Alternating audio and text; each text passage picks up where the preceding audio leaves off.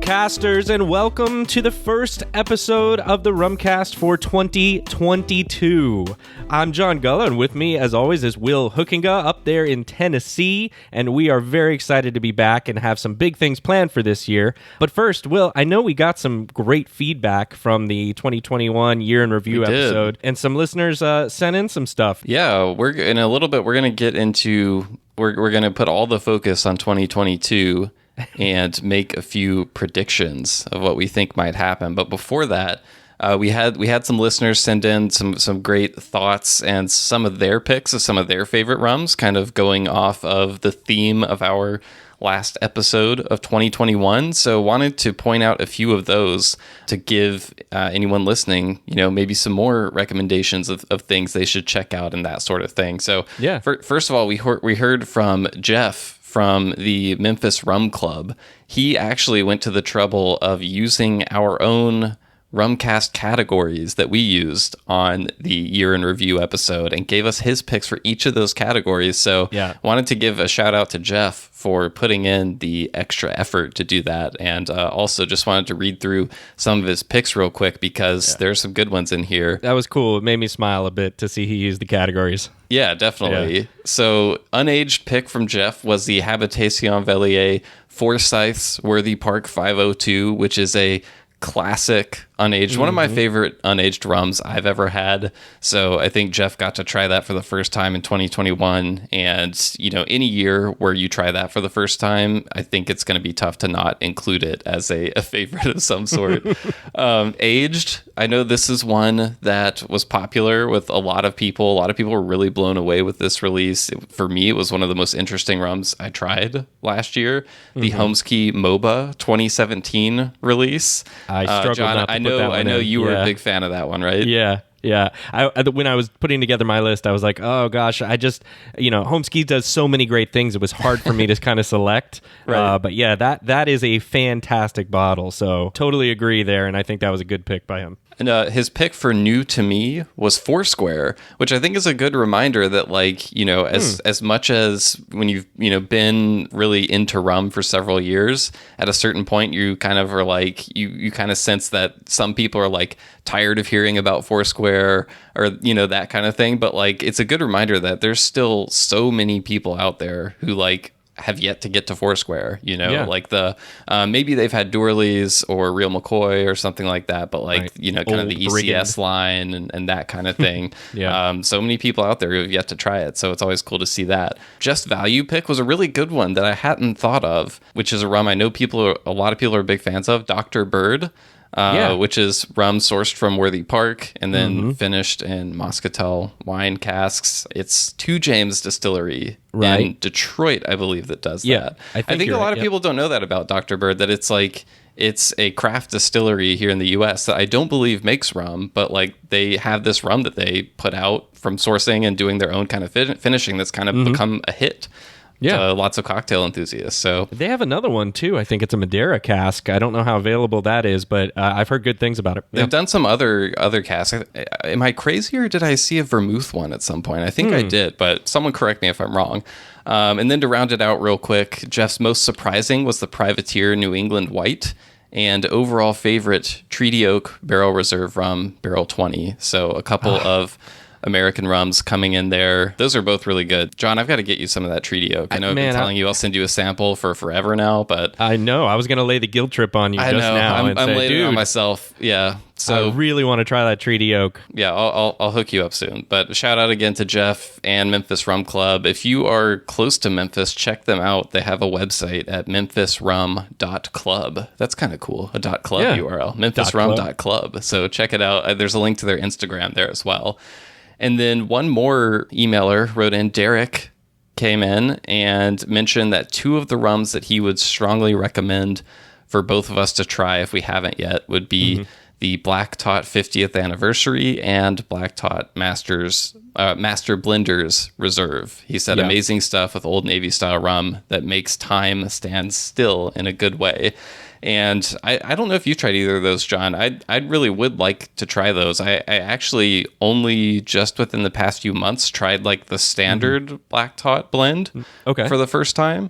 And you know what it reminded me of was it reminded me a lot of a proofed down OFTD, like really similar kind of vibes from it, and like super drinkable. I thought it was really tasty. So it was just a sample that I had, but so it made me like really curious to try the releases that Derek mentioned. So got to find a way to get a taste of those as well. I'll see if I can help you out with that.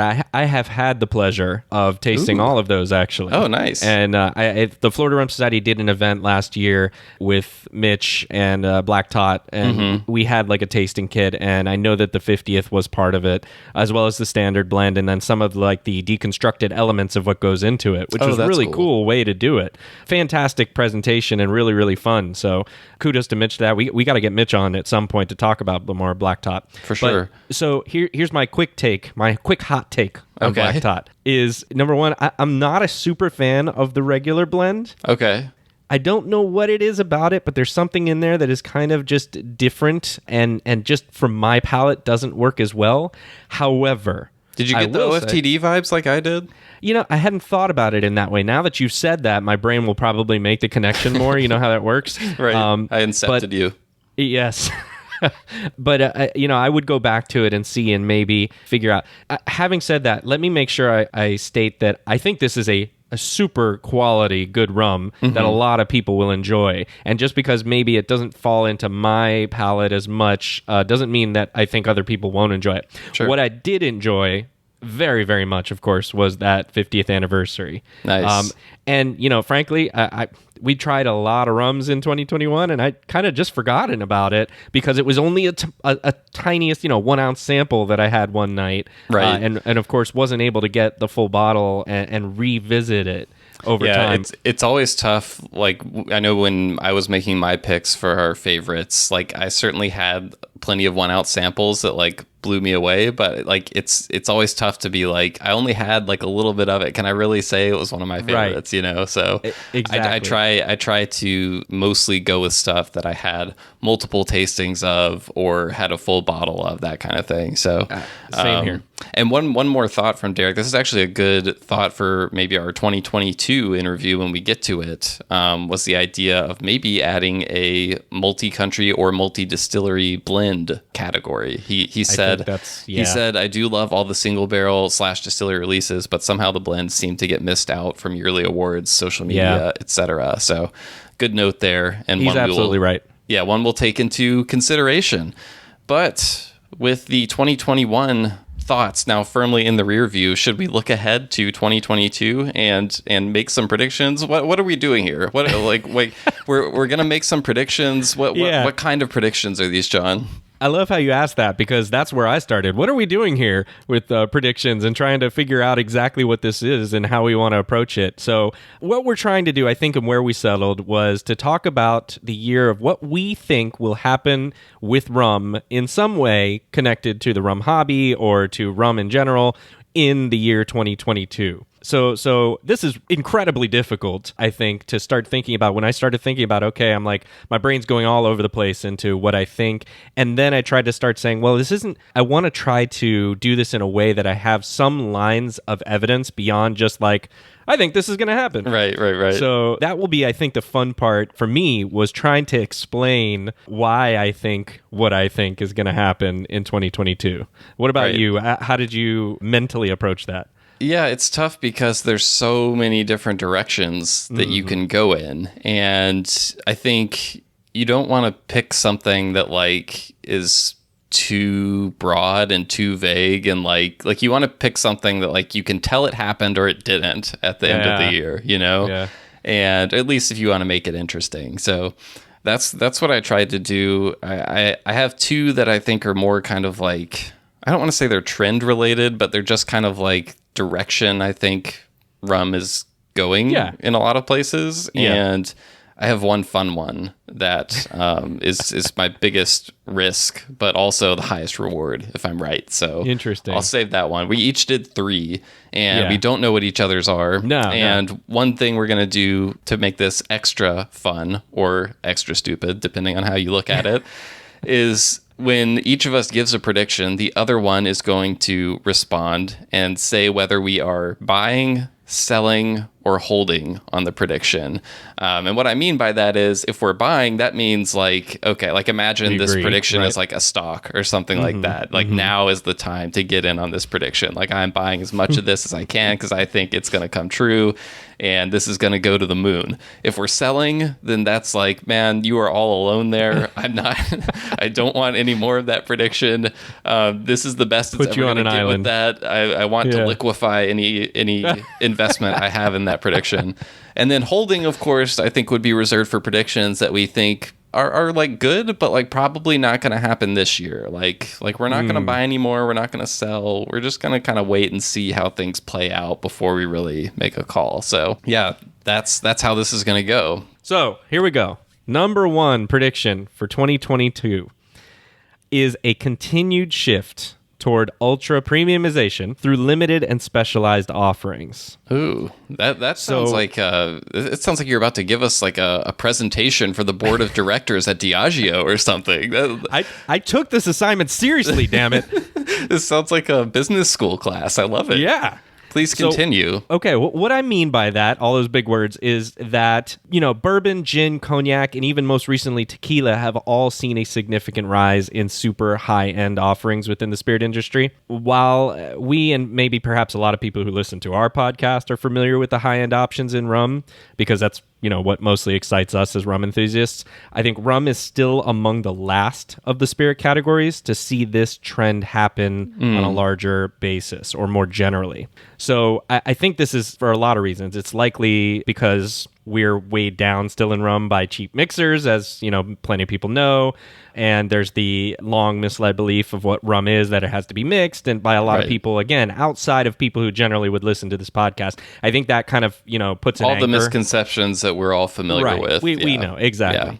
But it yet and still, it is happening already. And Definitely. I think we will see it happen specifically more. And when I say that, I'm thinking more specifically about single barrel series, cask selections being offered by various distilleries, independent bottlers, and groups like Memphis, Tennessee, and Florida, and Austin. Others across the world that are groups that are starting to get together and have some pick power. I kind of feel like 2021 was like the year of the pick. Like so, I saw you stole it from me as I was about to say it. You're absolutely right. I think 2021 was the emergence of this, and we saw it flower or begin to flower. And now I think we're going to see, just like you would see a tree in a garden with one nice flower, and then boom, you've got 5 buds, and that more flowers are going to start. And that's what I think is going to happen here. I think with the success of Hampton's Bird Series, Appleton Hearts, Worthy Park's single barrel picks, Chairman's master selections, and many others,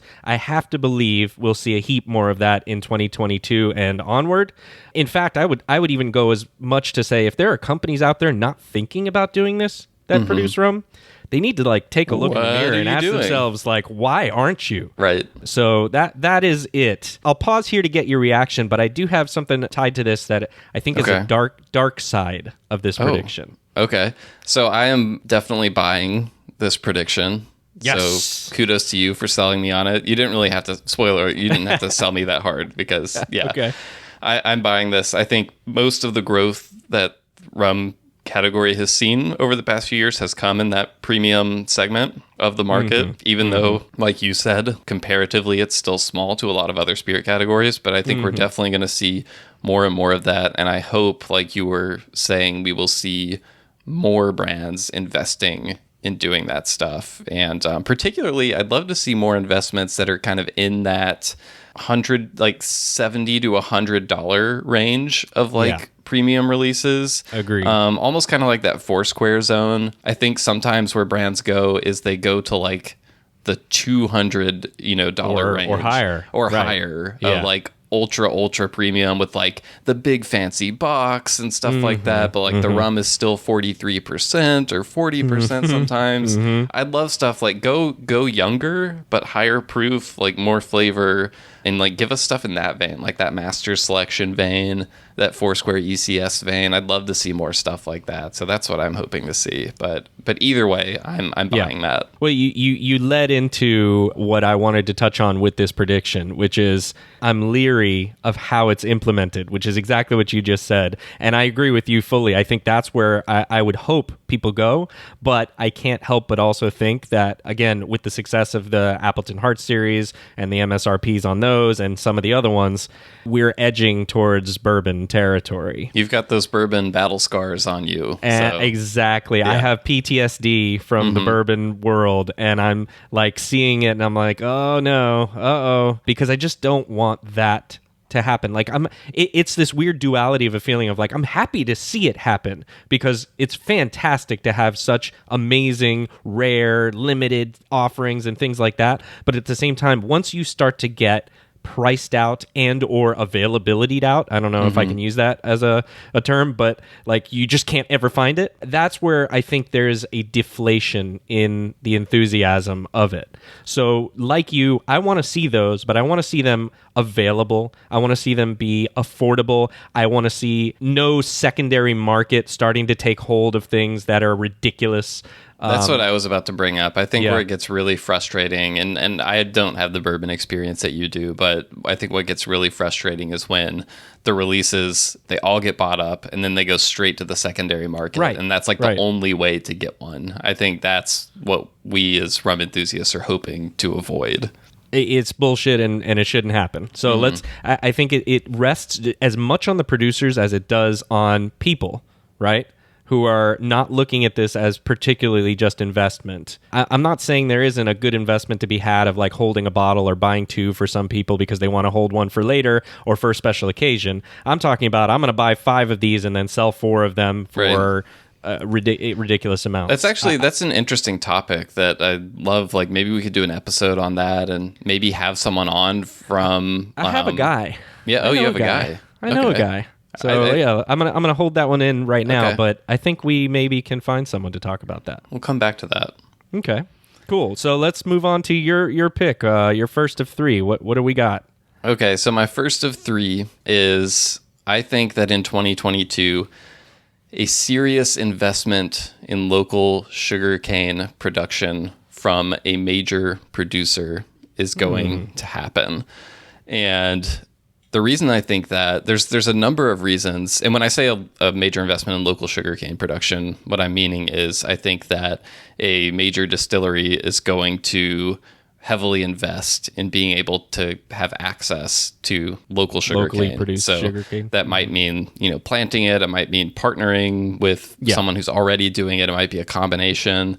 But I think that more and more producers are going to want to have access to domestic molasses, domestic sugarcane juice, sugarcane byproducts, what have you.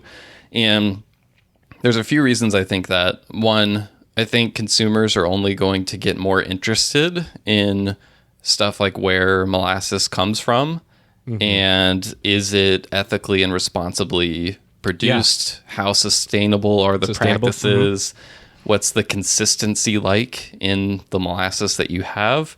I think those are questions that producers are going to hear more and more from consumers. And if they don't have the best answers for them, that's going to put pressure on them. So beyond that, I think also obviously having that access, it opens up the possibilities of what you're able to do. Maybe it's using the juice in some way, like we've seen with Foursquare. Exactly. St. Lucia Distillers is another one. Yep. Obviously, that doesn't always happen right away. Like you may not see the fruits of the investment, and consumers might not see it in products for a few years. Yeah. But I think the investment will be made soon. And also, it's a better story for your product when you can point to where the stuff comes from, and it comes from right here. It adds to the idea of provenance for a product, something that comes from one place and has all the qualities of that place. These are all things that are being talked about more and more in rum and spirits in general. So I think we'll see at least one major producer make a big investment this year in local sugarcane. And we've seen it like one example, I wouldn't put them as what I'm like when I say major producer, I'm thinking of like a producer that has a market presence everywhere, basically. Globally. Yeah, but like one example of this on a smaller level is like Kaloa rum in Hawaii. They have made major investments in planting sugarcane over the past few years, and their eventual goal is to only use Hawaiian sugarcane to make their rum. And it's interesting in places like Hawaii because they used to have that there. Like Hawaii used to be, there was sugarcane everywhere. There's lots of sugar came out of Hawaii, and it's all gone. Puerto Rico is another place like that, where like sugar used to be the economy in Puerto Rico. It's all gone now. The industry is gone. There is no the only distillery you'll find there using local sugarcane is San Juan Artisan Distillers, because they planted it and they're making cane juice rum from it. So I think, I just think there's so many opportunities there. It just requires someone inside the company to really have the vision and the commitment and like the desire to want to make that happen, because it's not a small thing, and it's not the kind of thing where they can just like plant it and switch, especially if you're using molasses, because you can't just get molasses out of the sugarcane plant. You have to do sugar processing. Make sugar, right? Exactly. So I'm going to go out on a limb, and I'm going to say that one of these major investments is going to happen this year. So my first response with that was, I'm not sure how many and how quickly, but you specified and said at least one. Yeah. So with that in mind, I will say I'm going to buy this. Oh, okay. I thought you might hold, because this is definitely one of those predictions where it's like it might not happen this year, but right. No, I was close. I was at hold until you said that specifically. Where I'm like at least one. Yeah, I can see that happening in 2022. So we'll continue to monitor the situation. I'm going to buy it, and I'm going to say also it's interesting because what you're pointing out is the difficulty in a startup being able to do that. So it's really about established producers, right? Now taking on this new angle of saying like, okay, can we now start locally sourcing? Like you mentioned, Foursquare is a good example, but there are others.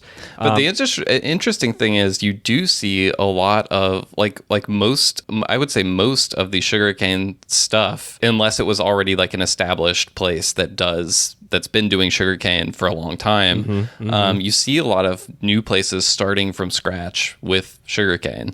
San Juan Artisan Distillers is one example. All those Hawaiian distillers that are doing cane juice rum is another example. Like they're starting from scratch, like planting their own sugarcane, working with farmers, that sort of thing.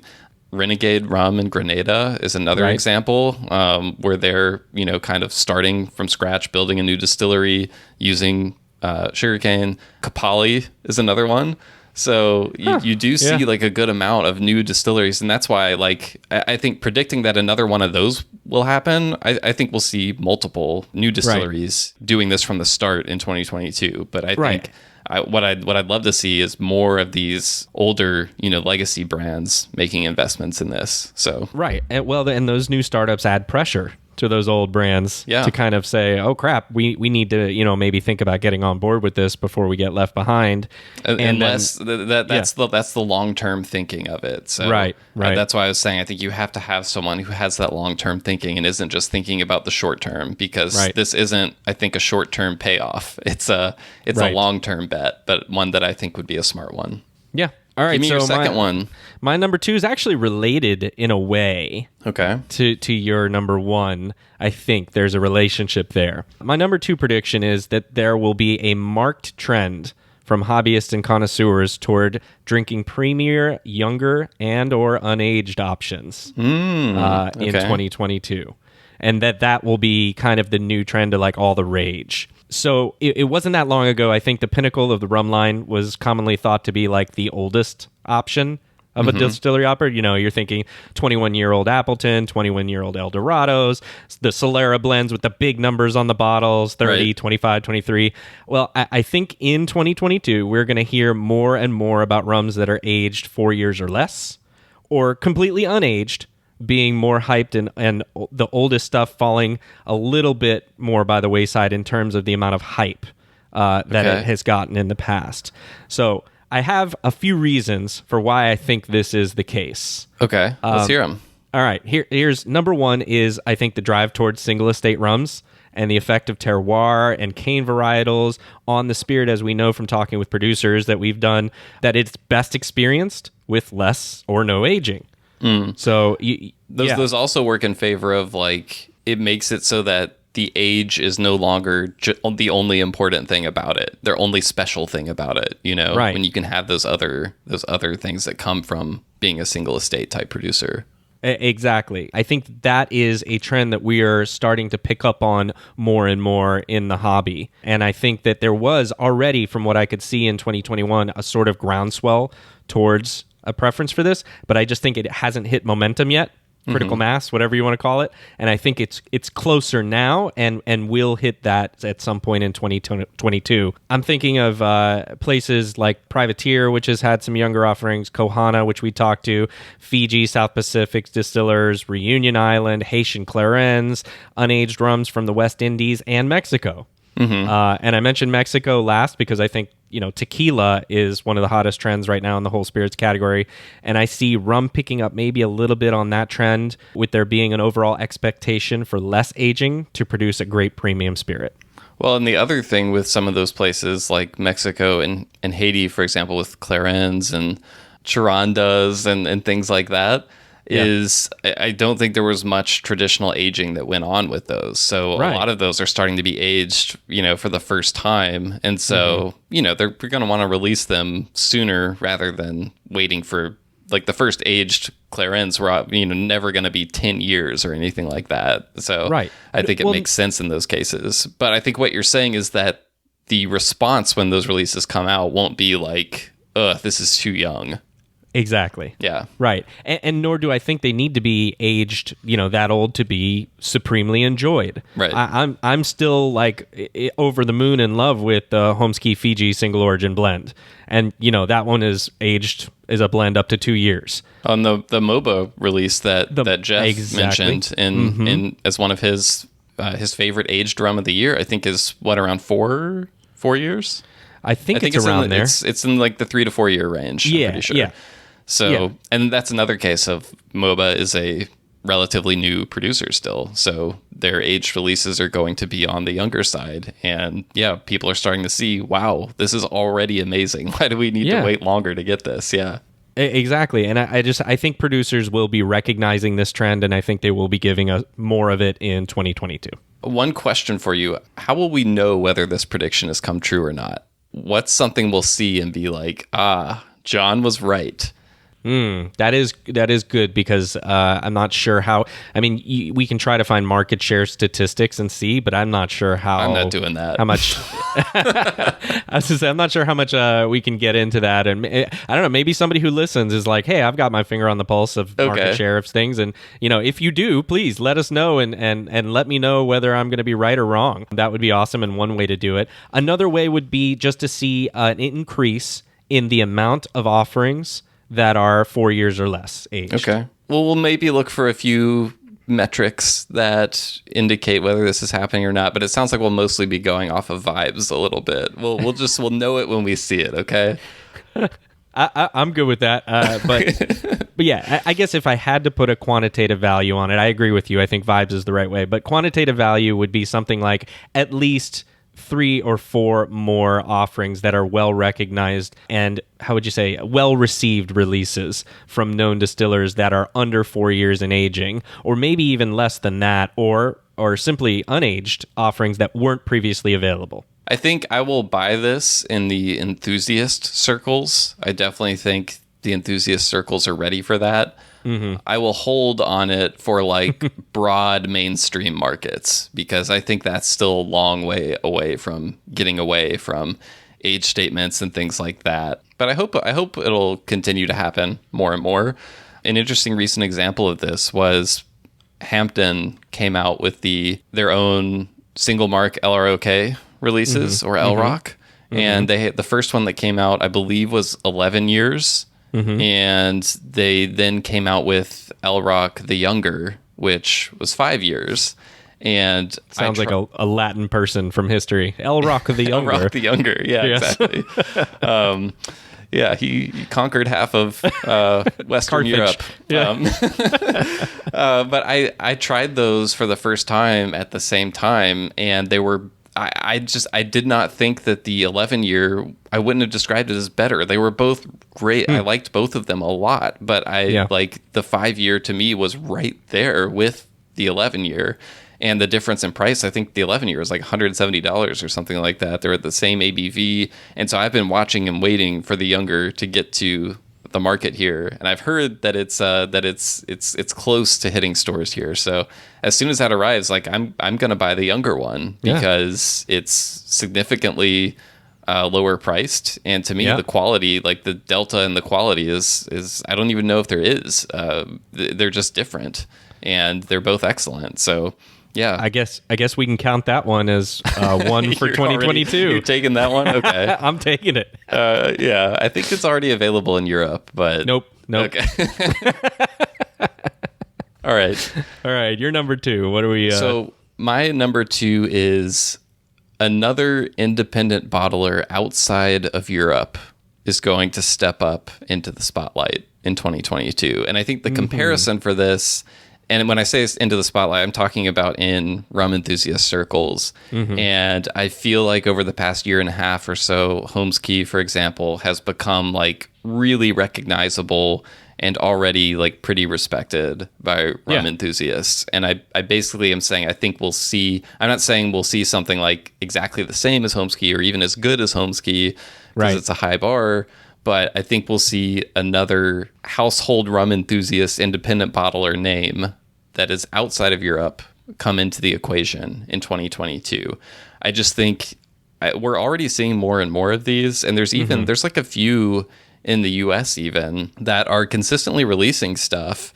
Like Rolling Fork is one example. That's what I was thinking. They're interesting because I don't hear much about them from online rum enthusiast groups and stuff like that. Like you don't see as much conversation from my perspective about them. I feel like maybe they seem to be very focused on whiskey drinkers, whereas Holmes Key, like Eric, is very plugged into the rum community. Like he's at all the festivals, like he's going to the distilleries, like he is a rum guy, like loves it as part of the community. And I think that goes a long way in becoming recognized by the community. So it's like someone like them could step up. It could be someone coming out of nowhere that we haven't even heard of.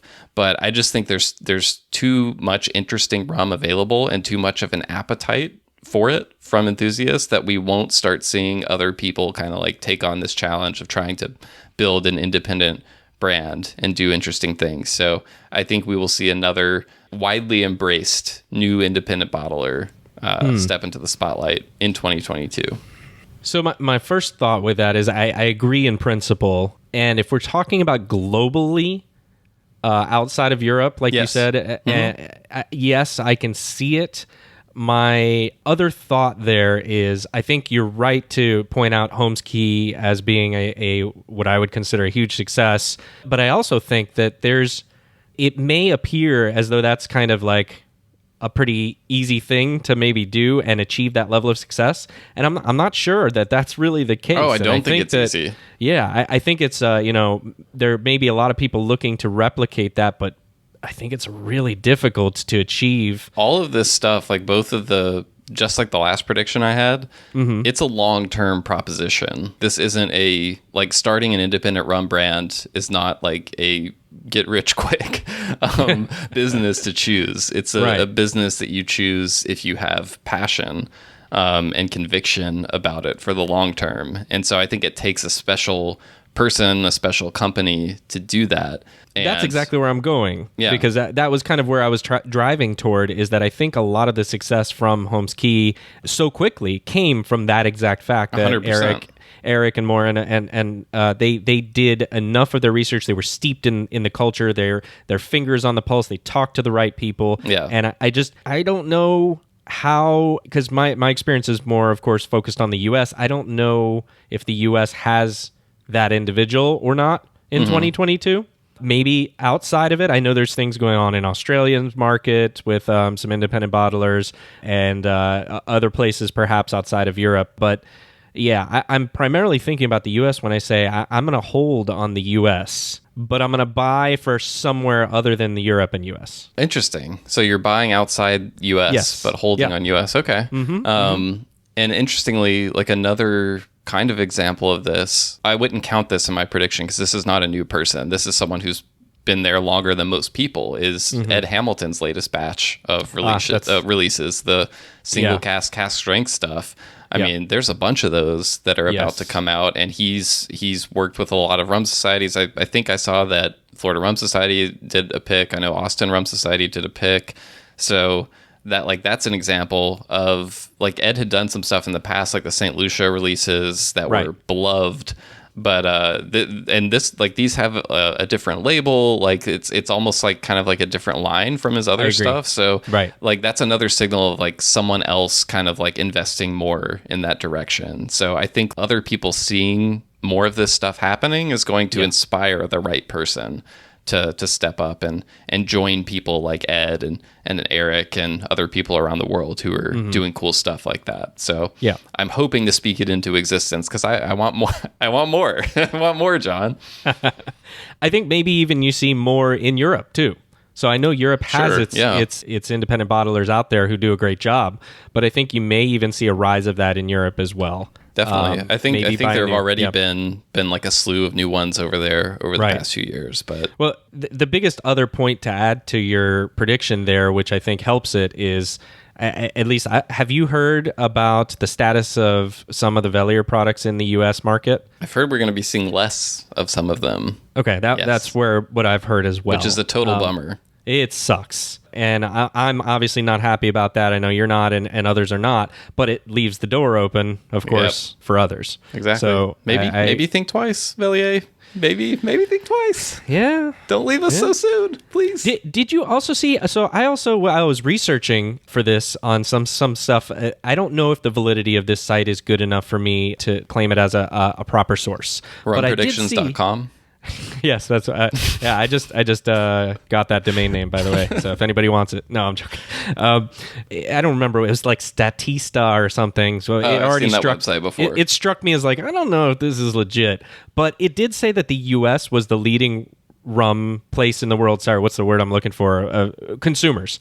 Market the leading for place rum? Market, in the world by like double. I think that might be right. Well, I guess that is, I presume, because of the lower end products and the consumption of a lot of other rums that 100%. maybe are outside. I mean, that's the Bacardi and the Captain Morgan and stuff like that. To abandon that market seems unwise at best. I think you have to look at them as almost two different markets, though, because the lion's share of what's buying that is like a completely different market, at least right now. Again, it's a long-term thing, so... Yeah, I guess it just goes with my earlier prediction that we're going to see more growth of that in the U.S. and in other places, and if that's the case, and that's already the biggest market, it would make sense to keep going. So, to your earlier point, maybe rethink that?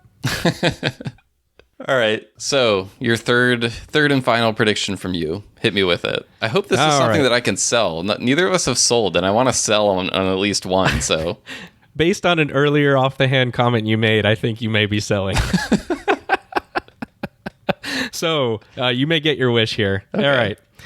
I'll lead with this. Will, I'm an optimist, right? Yeah, I know. Okay. I pick up optimist vibes from you. Okay. My third and final is the beginning of the end of misleading age statements. Ooh. Beginning of the end of misleading age statements. Well, I did see that class action lawsuit against a certain prominent rum brand a few months ago. I've been meaning to follow up and see what's going on with that, but I haven't yet. I would love to have somebody on the program that knows more about that in detail, or to the extent we can even talk about an active lawsuit. I don't even know. But anyhow, so that was one of my points. But I think we are going to see the trend towards more transparency and more accurate age statements, and that will make a big leap in 2022. I'm going to point to a couple of things with this. You already mentioned one, and we'll talk about that a little bit. But I think the rum market continues to show solid growth, especially in the super premium category, as we talked about. Now, here's a tough one. I'm going to talk this out. I could see listeners and you maybe being like, no, bullshit, John, you're wrong. But I wanted to say it because this is my perspective, and we'll see where it goes with others feeling similarly or not. I'm not really into tiki culture that much. Yeah. So I could be wrong. But from my perspective, looking at the last year or two, tiki culture is kind of staying like relatively flat. in terms of I don't see it being a big thing that's gaining momentum in terms of that, like it used to be, way back in the early part of the 20th century, or there was a resurgence, I think, more recently, but I think that resurgence Definitely. is capped, is what I'm saying. Why do you think that? There's a couple of reasons. One, I think relative to rum sales growth and the categories we're seeing growing are less about Did you look up mixed like drinks. Hawaiian shirt growth trends or something? I should have. That would have been smart. I didn't.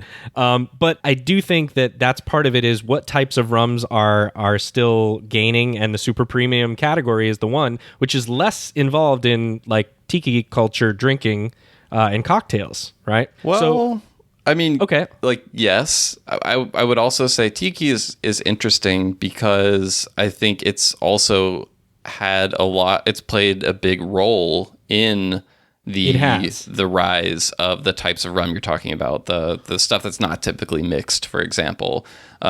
Places like Smuggler's Cove, I think, have had a huge influence on the idea of enjoying rum neat, which is interesting because, they're famous book is about how to make cocktails, but it has entire sections on rum and stuff like that. If you go to Smuggler's Cove, you can have an amazing time there and not drink a single cocktail if that's what you want, because they have an incredible selection, and they also put a lot of work into educating people on rum. Right. And Smuggler's Cove isn't the only place, so I do think it's played a really big role in putting the perception of rum as a premium spirit, while at the same time also doing the whole cocktail side of things too. I totally agree, and I think they have done a great job. So much so that what I'm saying is they've contributed maybe to I think that we're turning the corner a little bit in seeing the rum category, or as a spirit, starting to more rival Scotch, bourbon, and whiskey and cognac. I see what you're saying. So it contributed to the rise of this, and that's continuing to take off and almost kind of like minimizing the cocktail culture side of things. Well, I mean, cocktails are always going to be there, right? And I'm not saying that those are going away, nor am I saying the tiki is going away, because I'm not. I'm saying it's, I think, staying relatively flat in comparison to the growth in well-respected idea of rum being able to rival those other spirits. Okay. So, and then also, how is this connected to the whole transparency thing? Okay. So, and I did want to mention also, as part of this, I don't know if you saw the news, I think it was 2 days ago or one day, Lost Lake in Chicago is closing. Yeah, it's very sad. I mean, you can't ignore the impact that the pandemic is going to have on so many bars, and which is tremendously sad. It is, and they're not alone. Kowloon in Boston, a huge Polynesian place, which is, I don't think it's as much known for rum and tiki as it may be just Polynesian in general, but it falls in line with that. The Mai Kai here near me in Fort Lauderdale is, I think, struggling. There's other reasons, as you mentioned, the pandemic. They had a big problem with a roof issue that they had to get through. So, with this latest trend in the pandemic again affecting things, I'm seriously worried about that in terms of their ability to keep going. So, coupling which all is of those a good reminder things, to, by the way, if you value these places and you like them, to find ways to support them right now. Right. So, okay, so that's the first reason really that I have in building the case here for why I think transparency and the end of misleading age statements is because I think the perception of rum is trending towards the category of being consistent with Scotch, bourbon, and whiskey. Mm-hmm. So that's kind of a shift in the perception of rum overall. The second one is, you mentioned this in yours, the emergence and continued success of independent bottler companies like Holmes Key, Rolling Fork, Dead Reckoning in Australia, and others that show that trend towards people wanting real age statements, no additives, and more transparency. I've noted a lot more companies and newer distillers who are putting out new products from even Latin American countries that are more clearly stating the age as the youngest age in the blend rather than the oldest, and not using additives. Grander, I think, is leading the way here for a few years, but there are others. Bombarda, I mentioned recently, is doing that, and there are some others that are now coming up as well. So I think, first, kudos to them, and we should reward them for that by giving them more of our attention and perhaps buying power if that's something we want to see continue, and that honesty. It's a duality here of saying, look, we have to show through market trends and our buying power and dollar what we prefer, as much as it is a company saying, we are going to make a commitment to being more ethically sound in this, right? I think that is an obvious point. We think, yes, they should be more ethical with their approach to selling. But the fact is, those rums sell, and that's why they keep doing it. Right. So we have to also couple that with our buying power and education to keep going. The third reason you already mentioned, you stole my thunder, Will, the lawsuit. Ah, yeah. Yeah, so the class action lawsuit that was filed against a well-known huge spirit company that produces that nearly ubiquitous rum with a large 23 on the bottle. This is the Kappa, right? I mean, we can say who it was. Like, the lawsuit is out there. I was like jumping through hoops not to say it, and you're like, yeah, Zacapa. I mean, yeah, people can look it up. Well, yes, but I'm trying to take the high road, Will. But you I don't think I took the low road. I'm being transparent here and who we're talking about, so people aren't left to wonder. Well, for those who may not know, there was a class action lawsuit. It claimed that the number on the bottle is misleading to consumers since the product is not aged for that amount of time, and that they're being intentionally deceptive with it in order to drive up sales and their pricing. So I'm not a lawyer, and I'm not going to play one here on this here podcast. But my legally, completely unofficial opinion on this is that the plaintiff is going to win, and that lawsuit will affect the landscape and force a ton of companies engaged in similarly questionable practices to very quickly have to rethink their strategy and hopefully, do the right thing, causing a domino effect there. I mean, if I were a company that had anything that could be construed as a similar practice to that, I'm not going to wait and hope mine doesn't get a lawsuit slapped on it too. I'm going to be proactive and then hopefully cast that as a shift, as a positive evolution of my own thought on being more transparent and hoping that has a positive effect. So I see this as the pebble that starts the landslide. Well, you started this by saying that you are an optimist, and I would agree with you.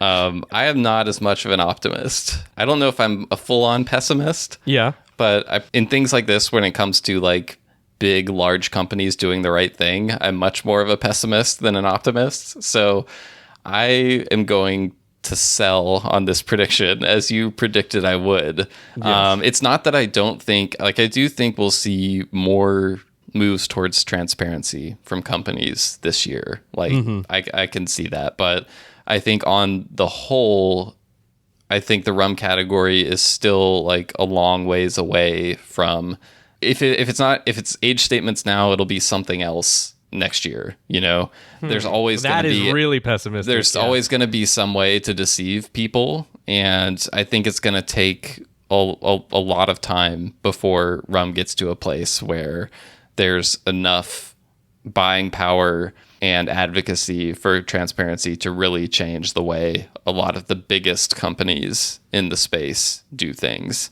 This is somewhere between a hold and a sell. I do think we're going to see it improve over time, but I think it's going to take a long time before we see really transformative change at the highest levels of the category in terms of economic influence. If we were to say more definitively, 3 or more rums will get rid of that deceptive age statement in 2022. I'm selling. Are you on a... No, You're I'm still selling. I'm selling. All right. I mean, I'm just trying to put that out there. I hadn't pre-thought that out, and I think it's still a tall order. That makes it easier to tell if it comes true or not. So. Right. So let's give it that, and we'll say, all right, so I'm gonna say 3 or more, and you're gonna say you're selling on that for 2022. All right. Sounds good. Also, it just really depends on how long that class action lawsuit takes, because those things can take years. So if that's the case, I'm screwed. Stop hedging on your prediction, John. We've established the rules. We've established the rules.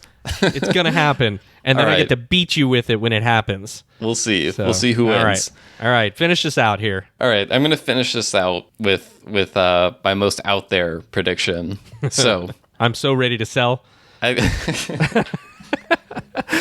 So I think we are going to see a Foursquare exceptional cask selection release with a name that breaks new ground. And let me explain what I mean by that. Yeah, so, you're going to have to explain that one. We all know that anytime one of these releases comes out, there's a good chance that it's going to expand our vocabulary in some way. Over the years, we've seen names like Sagacity, Redoubtable, shibboleth, and even back in 2019, the 8-syllable, I think it's 8. I counted this on my own, but, I feel like sometimes people disagree on how many syllables are in a word, but the 8-syllable plenipotenziario. So in 2022, what I'm predicting is that even that release will be topped with the first 9-syllable Foursquare ECS release. And I've got some ideas for what this could be, okay? So you're going to pitch these? I'm going to pitch these right now. Okay, all right. So candidate number 1, latitudinarianism. Doesn't that just sound like something that you could see being a Foursquare release? Doesn't it? Would you be surprised if the next bottle label that you saw pop up online said latitudinarianism on it? Gosh, I think I would. I feel like plenipotenziario was the beyond the pale there. So I don't know. I have a hard time seeing that. Even from how are you fitting all those characters onto that label at that point? It would have to be scrunched. It's like when the player jerseys, sometimes they have like the 2 last names, and it like does like a rainbow shape on the jersey. You're gonna have to rainbow shape it. Yeah. Wow. But hold on, let me read you the definition of parabola. Let me read you the definition of latitudinarianism. Okay, because this was interesting. I didn't know about it. So latitudinarians, or latitude men, were initially a group of 17th century English theologians from the University of Cambridge who were moderate Anglicans. In particular, they believed that adhering to very specific doctrines, liturgical practices, and church organizational forms, as did the Puritans, was not necessary and could be harmful. And here's a quote from a scholar who wrote about this. They basically believed that, quote, the sense that one had special instructions from God made individuals less amenable to moderation and compromise, or to reason itself. So even after hearing the definition, it just seems like something like I can see Foursquare, latitudinarianism. It's going to happen. That does sound Richard Sealish. It does. Okay. Yeah. So candidate number 2. Okay. Extraterritoriality. Extraterritoriality.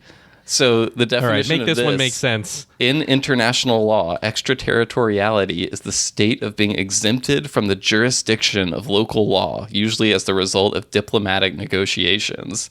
So I don't know. I could maybe see like making some kind of GI connection with extraterritoriality. I could see something there. And then my third and final candidate. Okay. This is the one I'm less certain about being a shoe-in choice, like the other two I just mentioned, which are obvious shoe-ins. But the third choice, rhombiicosahedron. Oh my God! Do you know? This is a shape. Do you know, John, what a rhombiicosahedron is? Well, so I know what an icosahedron and a dodecahedron are because of my Dungeons and Dragons experience. I know what a dodecahedron is because in 5th grade we had an activity where we made a paper dodecahedron. So that has always stuck with me. But I was not familiar with the rhombiicosa dodecahedron. So I presume that is a... You're never going to get it.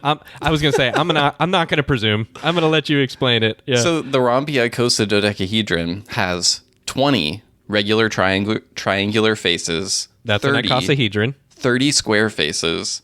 12 regular pentagonal faces. 60 vertices.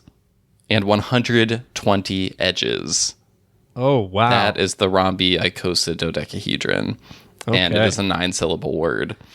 So I'm making the prediction, 9-syllable Foursquare ECS release. I know Richard has that little book full of name ideas that he told us about his first time on the podcast. So these are 3 You're hoping those are in that book. Well, no, I'm saying 3, like go ahead and add them if they're not there already. Okay. Because like I said, latitudinarianism, extraterritoriality, those they just scream Foursquare. So free ideas given here on the Rumcast today. But that's my prediction. 9-syllable word. Are you buying, selling, or holding? Oh, I don't know. Anti-disestablishmentarianism might be one he might go to first. How did I miss that one? How did I forget about that? How many syllables is that? I have no clue. Don't make me count. So, no, I mean, obviously we're having a little fun here, but I'm going to have to sell on this. I'm not having fun. I'm deadly serious right now. Oh, goodness. Well, even more than I'm going to have to shoot you down here. Yeah, I'm selling on this. As I mentioned earlier, I think plenipotenziario was plenty. And yes, it probably is going to reach the farthest bounds of the syllables that I think I'm expecting from Richard at this point. I can't see Richard saying, you know what I'm going to do today? I'm going to spend a few hours looking at 9 or more syllable words because that is the bar that I have set. So with that in mind, he might not even think about it. It might just happen, you know. It could. I mean, he clearly has a brain for it. We'll just say that he just runs into that word. Yeah. You're the transparency optimist. I'm the syllable optimist. Is how we'll leave things with this discussion. The syllable optimist. Exactly. That's me. All right.